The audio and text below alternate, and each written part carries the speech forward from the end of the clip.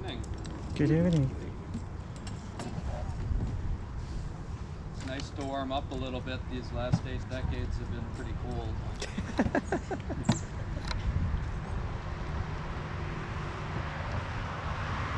I'm a little late to celebrate my 184th birthday on May 4th, but I guess you are too. This reminds me of all my neighbors that would gather around in the evenings and ask me to talk about the old days. I tell you, there weren't as many of these things going by. It was a little easier to talk then. You folks want to hear what it was like here in the 70s? 70s? 70s? Well, whether you like it or not, I'm going to tell you anyway.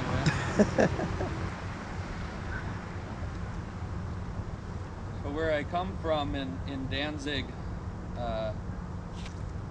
Prussia, part of Poland for many years, and part of Prussia at the time. The empire there was pretty oppressive. It's hard for a man to make a decent living. I had a dream of coming to the New World and finding some success, some air to breathe, and making my own way. So in '68, my wife Julia and I and our young family boarded a small ship about 100 foot long. There's over 700 people on that ship. We're at sea for 9 weeks. There were a good many that didn't make the journey, my youngest included,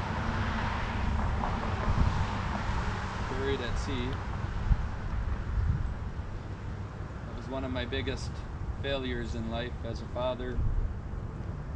Wasn't able to keep the child nourished. It was tough out there at sea for 9 weeks. Wasn't enough food on board. Clean water was scarce. You can imagine what the sanitation was like. My wife Julia was seasick for most of the trip. By the time we got here, she could barely walk. But we carried on and made our way to Quebec. Tried my hand there. That one didn't work out, so we made our way down to Detroit. Couldn't find the kind of work I needed there either. Made our way to Chicago. Didn't have a lot of luck there either. There was too many men looking for work and not enough work to go around. But I heard a man could make a good living working lumber and up in Wisconsin. So we packed up what little we had and headed north. Found some property on what's now Kurtz Avenue. And the Oneida Indians helped me build a log home. Helped me saw the logs and clear the land for it. And put the home together, something I didn't have a lot of experience in yet. And I remained close with that group. Kept with them. There's a lot of people around here didn't treat them too well. Thought they were a little lesser, but I didn't feel that way, and they were always good friends to me. And I never stayed around after giving them whiskey.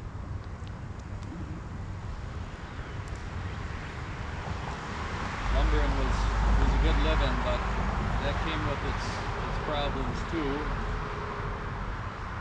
I was working in the Woodruff Mill a little east of town, and lost a hand. That wasn't enough to discourage me. Not too long after, I lost my property on Kurtz Avenue. Didn't really understand the business dealings I was getting into. Some said I was taken advantage of, but we carried on. Found some land on what's now Walnut Street. I was able to clear most of that land, even with that hand missing. Did most of the construction on a new home. We finally had a place to really call home again. I found that construction suited me, so I built another home on the property and was able to sell that for a profit. Seemed like my business luck was coming around.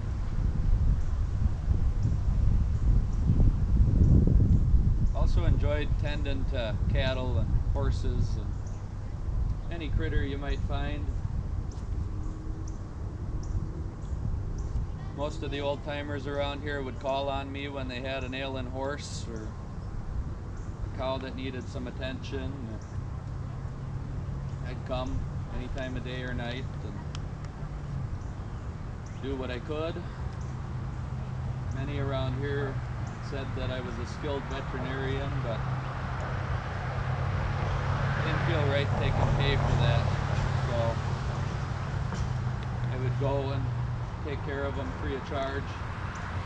Felt it was my calling, a gift from God to pass on to people. Take care of those critters, can't take care of themselves. So I made my living farming and clearing land and lumbering. It did okay on that. It's well into my 80s. Many folks said I could throw hay from a high rack up into a mow faster than men about half my age and well huskier. Mind you, they had both hands. It started to take its toll, and I started to slow down some and thought about retiring. Not too many people making it into their 80s. But I didn't find that to be a lot of fun, and had a dream of making the city more beautiful. I had previously cleared most of the land where Joannes Park is today, and the old Hagemeister Park where the East High School sits. I understand there was a football team playing there for a number of years. So I put in a bid with the city, and by then my business acumen was a little better. I had a good bid, and they chose me to tend to all the parks on the east side of town, sometimes making as much as $50 a month in any given park. Even got $8 for flowers. Was at this for about 10 years. It was starting to take its toll, and I didn't feel like I could do the job as well as I could when I started, and thought I'd let that to somebody younger. But I stayed active. I was a charter member of the St. Stanislaus Society. It's a Polish Catholic society. Around my 100th birthday, I was honored to take communion with many of the dignitaries in the church. Had a picture taken, made the paper with that. Was an active member at St. Francis Xavier Cathedral. Last time I remember being there, they loaded me up in one of these horseless carriages. They were a little noisier then, but there weren't nearly as many of them, and brought me out here. Before that, about the last I can remember, I was living with my daughter, Mrs. Frank Jaffe, on Walnut Street. Had many neighbors that loved to come over and visit in the evenings and hear about the old times. Had my son living in Oconto, another son living in Milwaukee. Had many grandchildren around, great-grandchildren, even some great-great-grandchildren. Several of my great-grandchildren were with me to celebrate my 102nd birthday. Even little Tommy, I understand that his grandson is around here somewhere. At that time I was the oldest living member of the community, had been for many years, and every so often the Press Gazette liked to write an article about how old I was and talk about the 70s. Cherished those. Spent a lot of my time in the garden in those years. Knitting. Pretty good at knitting. Better than most of you ladies in the club, some would say. One-handed, mind you. Like to darn my socks in the evenings too while the neighbors were stopping by to visit. Sometimes when I was alone, I'd take a walk down the streets on the east side and dream about what it was like when I first got here, and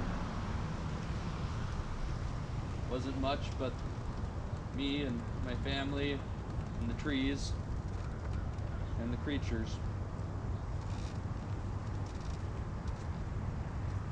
Now, some might say that I had quite a few failures in life, and I'll give them that, but I had good health, I had a family that loved me, I had neighbors come by and visit me most every evening, well into my old age. Everybody liked to hear about the old days.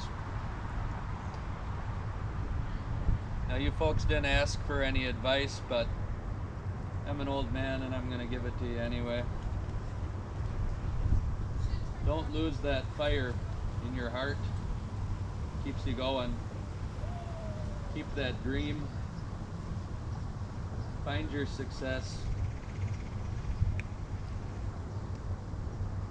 Find that wilderness like I found. Maybe you can tame it.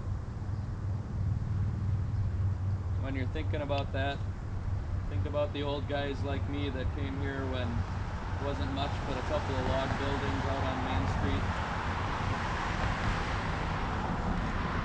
Think how hard they had it coming here just to try and make a living. Think of the ones that didn't make it here. Think of how much easier it might be for you to push on forward and do something great.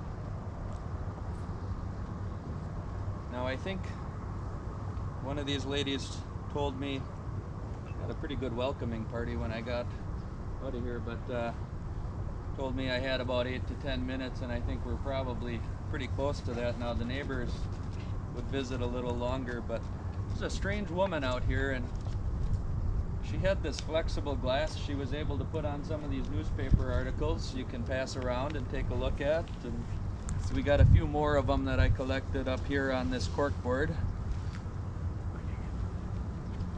If there's anything you want to know, I'll see what I can remember. Thank you. Yes, that would be great. Thank you. Wow, that's beautiful. Thank you. Oh, Yes, I did. great. Can some in. Thank you. It's a picture of me on my 102nd birthday here, Wow. smoking a pipe with 3 boys Very nice. gathered around. Thank you very much. I appreciate that. And I don't rightly remember, but there's 2 articles that were published in the Press Gazette that suggested I had lost my right hand in the mill. But I think I lost my left hand in the mill. So they've been reporting bad news for a lot of years here. What would you say, why, how did you live so long, such a long life? Was it unusual, or were there many like you that lived a long, long life? There were very few around here. My wife had passed away a long time before I did, but some wonderful family around that I could live with. Very few men living past their 60s at the time, but credited for the hard work.